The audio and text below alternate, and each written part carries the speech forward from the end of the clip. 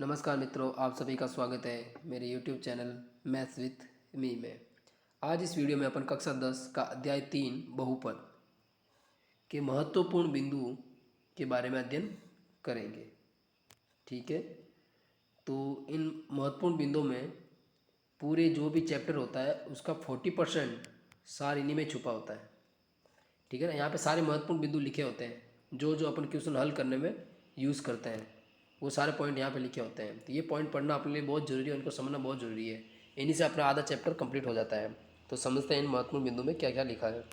पहला पॉइंट, व्यापक रूप में ए एक्स प्लस बी क्या कहलाता है? रेखिक बहुपद कहलाता है। A x square plus b x plus c द्विघातीय बहुपद कहलाता है। A x cube plus b x square plus c x plus d त्रिघातीय बहुपद कहलाते हैं।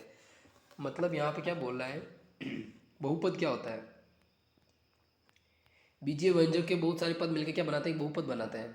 ठीक है ना, देखो यहाँ से पता लग रहा है बहु प्लस पद, इन बहुत सारे पद होते हैं। जैसे ए एक्स प्लस बी है तो इसमें कितने पद है? एक दो, टोटल पद कितने हो गए? दो पद हो गए, तो इसलिए क्या कहलाया? एक बहुपद कहलाया। ठीक है ना, बट रेखिक बहुपद कैसे कहलाया? यहाँ पे रेखिक बहुपद मतलब यहाँ पे एक चर की क्या देखते हैं? चर की उच्चतम घात। उच्चतम घात के अनुसार अपन क्या पता लगाते हैं कि बहुपद कौन सा है, रेखिक है, द्विघातीय है या त्रिघातीय है। यहाँ पे देखो ए एक्स प्लस बी में चर कौन सा है? एक्स और ए बी क्या है यहाँ पे? अचर है। ठीक है ना, तो एक्स की घात एक कितनी है? एक्स की घात कितनी है? एक है, उच्चतम एक ही है। तो ये क्या हुआ? एक रेखिक बहुपद हुआ, या फिर रेखीय एकीक बहुपद भी कह सकते हैं, एक घाती बहुपद भी इसको कह सकते हैं अपन।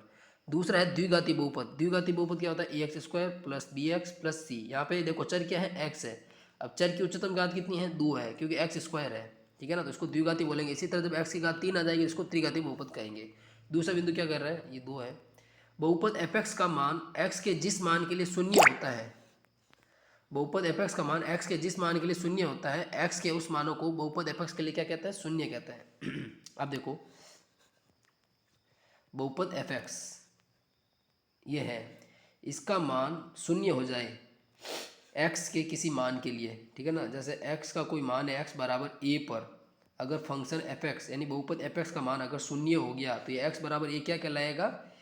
इस फंक्शन एफ एक्स के लिए क्या कहलाएगा? शून्यक कहलाएगा। ये यही कह रहा है, यही शून्य की परिभाषा होती है। शून्य क्या होता है? एक्स का वह मान जिस पर बहुपद का मान क्या हो जाए? शून्य हो जाए, तो उसको क्या कहते हैं? बहुपद का शून्य कहते हैं।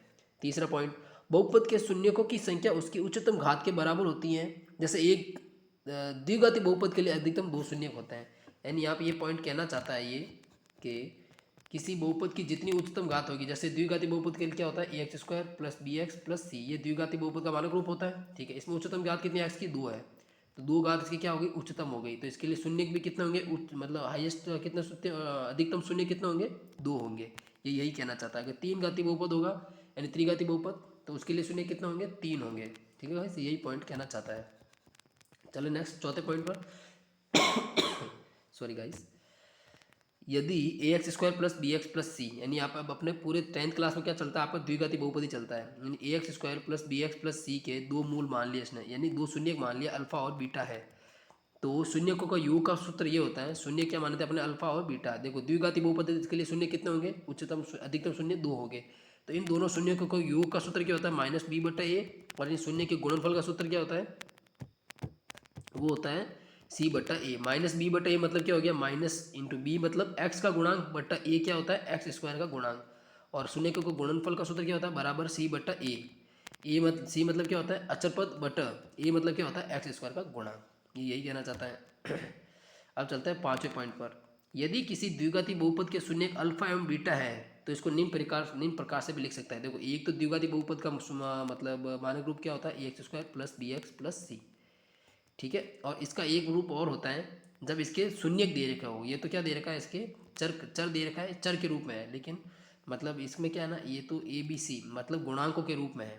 अब यहाँ पे गुणांक नहीं दे रखा है, यहाँ पे क्या दे रखा है? शून्यक दे रखा है द्विघाती बहुपद के अल्फा और बीटा। तो इसका क्या होगा? के into x square minus alpha plus beta into x plus alpha beta. ठीक है ना, ये एक भी रूप होता है। एक रूप ये भी होता है किसका? द्विघाती बहुपद का। इसके आधारित भी आपके आपके बुक के अंदर क्वेश्चन है। ठीक है ना, तो एक द्विघाती बहुपद का मानक रूप ये भी होता है। ठीक है ना, व्यापक रूप मानक व्यापक रूप ये भी होता है। ठीक है, मानक रूप का हो व्यापक रूप का हो, बात एक ही है। तो एक तो क्या होता है a x square plus b x plus c, और एक होता है k into x square minus alpha plus beta x plus alpha beta. देखो ये कैसा आएगा, पूरे इक्वेशन जो a x square plus b x plus c जो मानक रूप आपने पढ़ा है इसमें ए का भाग दे दो, तो क्या हो जाएगा एक्स स्क्वायर प्लस बी बट्टा ए एक्स प्लस सी बट्टा ए। अभी आपने सूत्र पढ़ा था अल्फा प्लस बीटा का मान कितना होता है माइनस बी बटा ए, और अल्फा इंटू बीटा क्या होता है सी बटा ए होता है। अल्फा बीटा क्या यहाँ पे शून्य के हैं, किसके, द्विघाती बहुपद के। तो ये जो बी बटा ए की जगह क्या रख दोगे, अल्फा प्लस बीटा रख दोगे, और सी बटा ए की जगह क्या रख दोगे, अल्फा बीटा रख दोगे, तो ये रूप आ जाएगा। तो सिंपल पता लग गया ना, ये भी रूप होता है एक द्विघाती बहुपद का। एक चीज़ और है आपके इस चैप्टर में, विभाजन एल्गोरिथम विधि।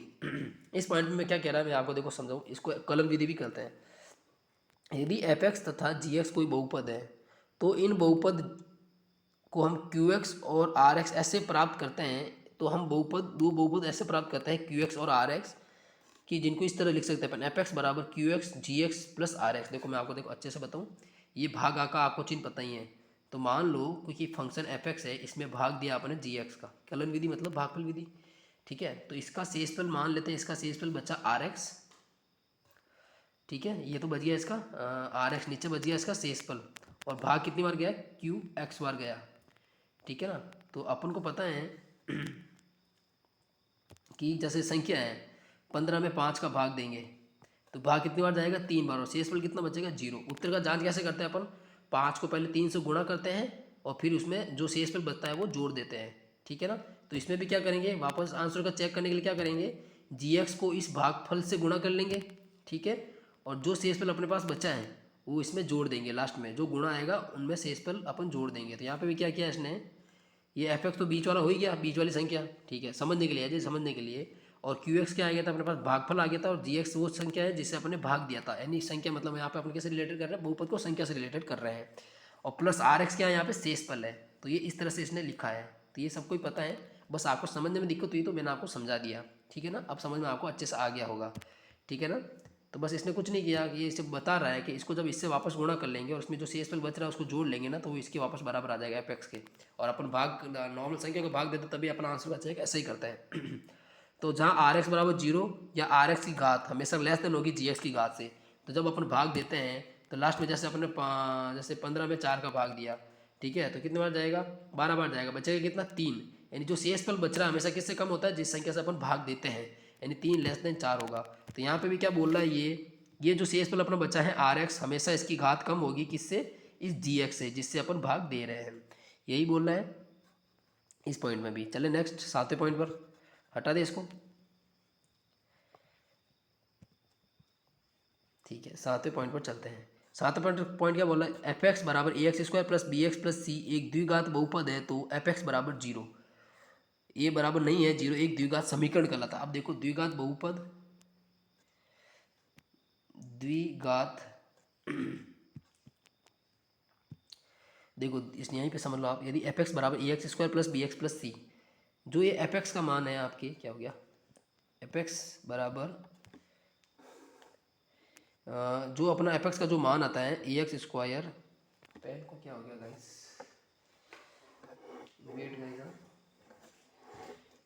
अपने पास जो आया है मान एफ एक्स बराबर a x square plus b x plus c एक द्विघात बहुपद है। अभी तो ये क्या है, एक द्विघात बहुपद है, लेकिन जब एफ एक्स का मान अपन 0 के बराबर कर देंगे, ठीक है गाइस, तो ये क्या बन जाएगा, अब एफ एक्स बराबर जब 0, ये क्या कहलाता है, एक द्विघात समीकरण कहलाता है, ठीक है ना, ठीक है ना। तो इससे मतलब समझे ना आप, ये क्या बोल रहा है कि जब फंक्शन द्विघात बहुपद है उसको एफ एक्स बराबर जब 0 कर देंगे तो एक द्विघात समीकरण कहलाता है। तो आप अंतर समझना, द्विघात समीकरण का अंतर क्या होता है, जब एफ एक्स का मान 0 के बराबर कर दे तब वो द्विघात समीकरण कहलाता है।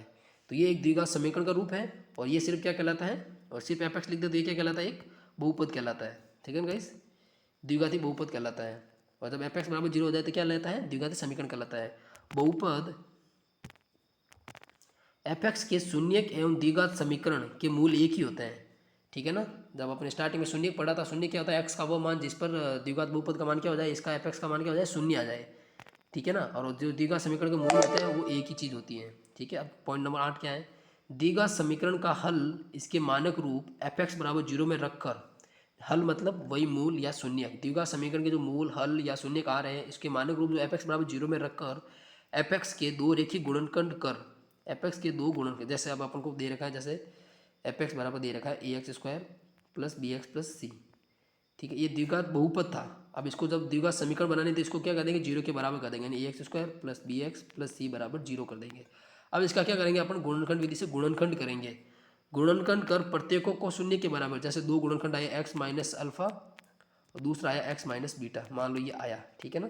अब इसको भी जीरो के बराबर करेंगे, इसको भी जीरो के बराबर करेंगे, तो एक मूल यहाँ से आ जाएगा, एक मूल यहाँ से आ जाएगा, यानी फिर एक शून्य यहाँ से आ जाएगा, एक शून्य यहाँ से आ जाएगा।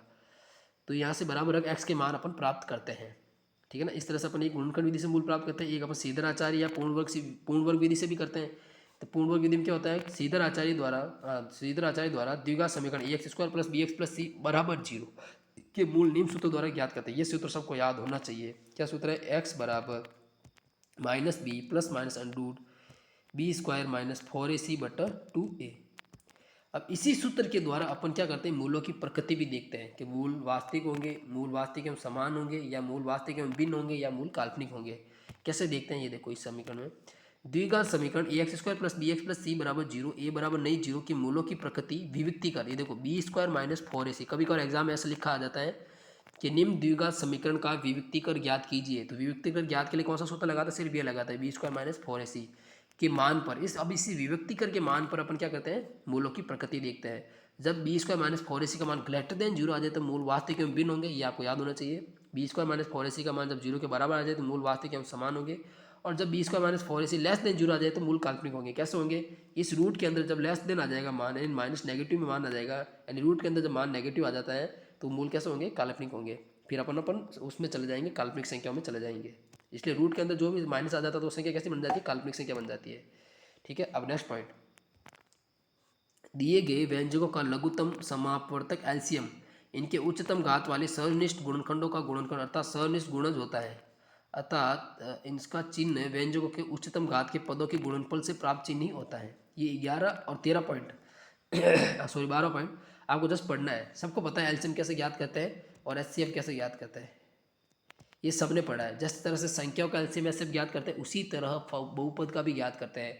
बहुपदों में क्या करते हैं, जिस तरह से अपन संख्याओं के लिए गुणनखंड करते हैं, इसी तरह जो अपना बहुपद आएगा उसका भी अपन गुणनखंड करेंगे। उसी गुणनखंड के आधार पर गुणनखंड विधि यहाँ पे भी लगाएंगे, और उसी गुणनखंड विधि के आधार पर अपन एलसीएम और एचसीएफ ज्ञात कर रहे हैं।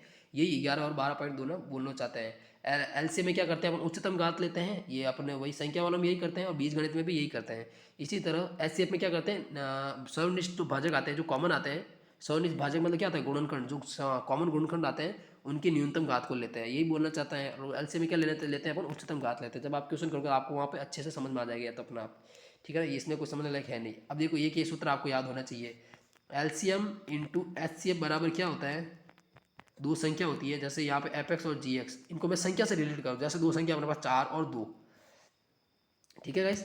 जैसे अपने मैं आपको एग्जांपल से समझाता हूँ, ये सूत्र कैसे होगा 4 और 2 अपने पास दो संख्या है, तो 4 के गुणनखंड क्या होंगे, 1 इंटू 2 इंटू 2, और 2 के गुणनखंड क्या होंगे, 1 इंटू 2 होंगे। तो अब इसका बताओ मुझे पहले एलसीएम क्या आएगा, एलसीएम क्या आ जाएगा, 1 इंटू 2 इंटू 2 आ जाएगा, पूरा एलसीएम आ जाएगा। ठीक है, देखो एक इधर भी है, एक इधर भी है, 2 इधर भी है, 2 इधर भी है, बट ये जो 2 इधर है ना, ये भी इधर गुणम होगा। एलसीएम में क्या होता है, उच्चतम घात, यानी सभी को लेना है। एलसीएम ऐसे याद रखो, सभी को लेना है, सर्वनिष्ठ आ रहा है उनको भी लेना है, और जो नहीं आ रहा उसको भी लेना है। सर्वनिष्ठ जो कॉमन आ रहा है उनमें से एक एक को लेना है, जो नहीं आ रहा उसको भी लेना ही है।